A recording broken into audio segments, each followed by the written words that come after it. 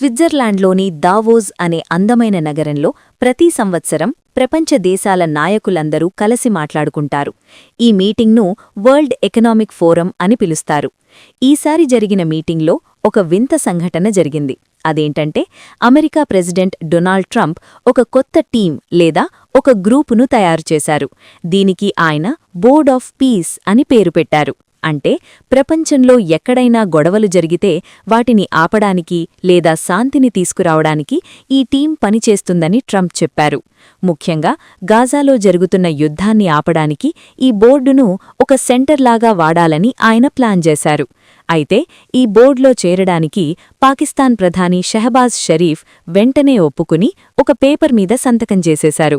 ఆ సమయంలో ఆయన ట్రంప్ పక్కన కూర్చొని చాలా సంతోషంగా నవ్వుతూ ఆయన చెవిలో ఏదో చెబుతున్న ఫోటోలు ఇప్పుడు ఇంటర్నెట్లో అందరికీ కనిపిస్తున్నాయి. కానీ ఈ ఒక్క సంతకం వల్ల పాకిస్తాన్ దేశంలో ఇప్పుడు చాలా పెద్ద గొడవలు మొదలయ్యాయి.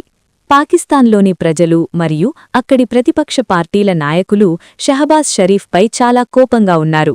ఆయన తీసుకున్న ఈ నిర్ణయం వల్ల పాకిస్తాన్ పరువు పోయిందని వారంటున్నారు. అసలు ఈ బోర్డులో ఎందుకు చేరారు అని వారు ప్రశ్నిస్తున్నారు. ఇక్కడ అసలు విషయం ఏంటంటే అమెరికా ఎప్పుడూ తన సొంత లాభం కోసమే ఆలోచిస్తుందని చాలామంది నమ్ముతారు. ట్రంప్ తయారుచేసిన ఈ కొత్త బోర్డు కూడా ఒక రకంగా ఐక్యరాజ్యసమితి లాంటి పవర్ సంపాదించుకోవడానికి చేస్తున్న ప్రయత్నమని పొలిటికల్ లీడర్లు భావిస్తున్నారు. అంటే ట్రంప్ తన కింద కొంతమంది దేశాల నాయకులను ఉంచుకుని ప్రపంచాన్ని కంట్రోల్ చేయాలని చూస్తున్నారని అర్థం చేసుకోవాలి. పాకిస్తాన్ ప్రధాని ఎవర్నీ అడగకుండా ఈ టీంలో చేరడం వల్ల ఆయన దేశంలో తీవ్రమైన విమర్శలు ఎదుర్కోవాల్సి వస్తోంది. ముఖ్యంగా ఇమ్రాన్ ఖాన్ పార్టీ అయిన పీటీఐ నాయకులు ఈ విషయంలో అస్సలు తగ్గడం లేదు. Pakistan PTI party president Gohar Ali Khan దీని గురించి మాట్లాడుతూ ఇది చాలా బాధాకరమైన విషయమని చెప్పారు. దేశంలోని పార్లమెంట్లో చర్చించకుండా ఇంత పెద్ద నిర్ణయం ఎలా తీసుకుంటారని ఆయన షరీఫ్ ప్రభుత్వాన్ని అడిగారు. పాకిస్తాన్ విదేశీ వ్యవహారాల శాఖ కూడా ఈ బోర్డులో చేరినట్లు కన్ఫర్మ్ చేసింది. కానీ ప్రజలకు లేదా పార్లమెంటు సభ్యులకు ఈ బోర్డులో ఏముంది మరియు అందులో చేరితే పాకిస్తాన్కు వచ్చే లాభం ఏంటో ఎవ్వరూ చెప్పలేదు. అసలు ఈ టీంలో చేరితే పాకిస్తాన్ హమాస్ వంటి గ్రూపులకు వ్యతిరేకంగా పనిచేస్తుందా అని ప్రశ్నలు వస్తున్నాయి. ఒకవేళ ఇది ఐక్యరాజ్య సమితిలాంటి సంస్థ అయితే అందరం కలిసి నిర్ణయం తీసుకునేవాళ్లం. కానీ ఇది ట్రంప్ సొంతంగా పెట్టిన బోర్డు కాబట్టి ఇందులో చేరడం వల్ల పాకిస్తాన్కు నష్టం జరుగుతుందని చాలామంది భయపడుతున్నారు.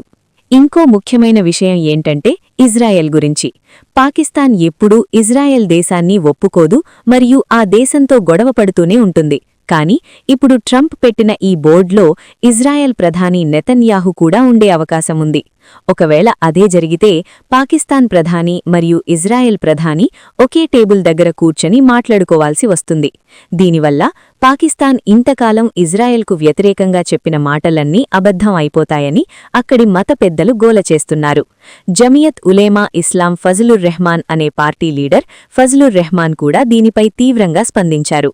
ట్రంప్ నుండి శాంతి వస్తుందని నమ్మడం అనేది ఒక పిచ్చి పని అని ఆయనన్నారు. గాజాలో బాంబులు వేస్తున్న వాళ్లతో షెహబాజ్ షరీఫ్ ఎలా కూర్చుంటారు అని ఆయన అడిగారు. ఇదంతా చూస్తుంటే పాకిస్తాన్ ప్రభుత్వం ఒక పెద్ద చిక్కుల్లో పడిపోయినట్లు అనిపిస్తోంది. అదే సమయంలో మన భారతదేశం గురించి కూడా మాట్లాడుకోవాలి. ఈ బోర్డ్ ఆఫ్ పీస్ టీంలో చేరమని ఇండియాకు కూడా ఆహ్వానం వచ్చింది. కానీ భారత్ చాలా తెలివైన దేశం కాబట్టి వెంటనే ఏ నిర్ణయం తీసుకోలేదు. మన దేశ నాయకులు ఏదైనా పనిచేసే ముందు చాలాసార్లు ఆలోచిస్తారు. మనకు ఏది లాభం మరియు ప్రపంచంలో మన ఇమేజ్ ఎలా ఉంటుంది అనేది ఇండియా చూసుకుంటుంది. అందుకే ఇప్పటివరకు భారత్ ఆ బోర్డులో చేరలేదు. కానీ పాకిస్తాన్ మాత్రం కేవలం అమెరికాకు దగ్గరవ్వాలని లేదా ట్రంప్ నుండి ఏదైనా హెల్ప్ వస్తుందని ఆశపడి వెంటనే సంతకం చేసేసింది. దీనివల్ల పాకిస్తాన్ తన సొంత నిర్ణయాలు తీసుకోలేక అమెరికా చెప్పినట్లు వినాల్సి వస్తుందని అందరూ అనుకుంటున్నారు. గతంలో శ్రీలంక లేదా బంగ్లాదేశ్ వంటి దేశాలలో ప్రజలు తిరగబడి ప్రభుత్వాలను మార్చేశారో పాకిస్తాన్లో కూడా అలాంటి పరిస్థితి వచ్చేలా ఉంది. ట్రంప్ ప్లాన్ ఏంటంటే ఈ బోర్డు ద్వారా ప్రపంచంలో తన పవర్ పెంచుకోవడం. అమెరికా సెక్యూరిటీ కౌన్సిల్ లాంటి ఒక విభాగాన్ని ఆయన తయారు చేయాలనుకుంటున్నారు. ఇందులో సుమారు 19 దేశాల నాయకులు సంతకాలు చేశారు. పాకిస్తాన్ కూడా అందులో ఒకటి. కానీ ఈ టీం వల్ల నిజంగా శాంతి వస్తుందా లేక మరిన్ని గొడవలు జరుగుతాయా అనేది ఎవ్వరికీ తెలియదు. పాకిస్తాన్ ప్రజలు ఇప్పుడు చాలా ఇబ్బందుల్లో ఉన్నారు. అక్కడ తిండికి మరియు డబ్బులకు చాలా కష్టాలున్నాయి. అలాంటి సమయంలో ప్రధాని విదేశాలకు వెళ్లి ఇలాంటి వివాదాస్పదమైన ఒప్పందాలు చేసుకోవడం ప్రజలకు నచ్చడం లేదు. అమెరికా ఎప్పుడూ తన పనుల కోసం వేరే దేశాలను వాడుకుంటుందని మరియు అయిపోయాక వదిలేస్తుందని చరిత్ర చెబుతోంది. ఇప్పుడు పాకిస్తాన్ విషయంలో కూడా అదే జరుగుతుందేమో అని భయం కలుగుతోంది. షెహబాజ్ షరీఫ్ ట్రంప్ గుడ్ బుక్స్లో ఉండాలని చూస్తున్నారు. కానీ ఆయన తన సొంత దేశ ప్రజల మనసు గెలవలేకపోతున్నారు. అపోజిషన్ లీడర్లు పార్లమెంట్లో ఈ విషయంపై పెద్ద చర్చ చేయాలని డిమాండ్ చేస్తున్నారు. ప్రభుత్వం మాత్రం ఇది కేవలం శాంతి కోసమే అని చెబుతున్నా ఎవ్వరూ నమ్మడం లేదు. ట్రంప్ గతంలో కూడా చాలా దేశాల విషయంలో ఇలాంటి నిర్ణయాలు తీసుకున్నారు. ఇప్పుడు ఆయన మళ్లీ పవర్లోకి రావడానికి ఇలాంటి బోర్డులను వాడుకుంటున్నారని విశ్లేషకులు చెబుతున్నారు. పాకిస్తాన్ ప్రధాని ఈ విషయంలో తొందరపడి నిర్ణయం తీసుకున్నారని, రాబోయే రోజుల్లో దీని ప్రభావం చాలా ఎక్కువగా ఉంటుందని అర్థమవుతోంది. మన దేశం ఇండియా మాత్రం ఇలాంటి విషయాల్లో చాలా జాగ్రత్తగా ఉంటూ తన గౌరవాన్ని కాపాడుకుంటోంది. ఏది ఏమైనా పాకిస్తాన్ రాజకీయాల్లో ఇప్పుడు ఈ బోర్డ్ ఆఫ్ పీస్ అనేది ఒక పెద్ద తుఫానులాగా మారింది.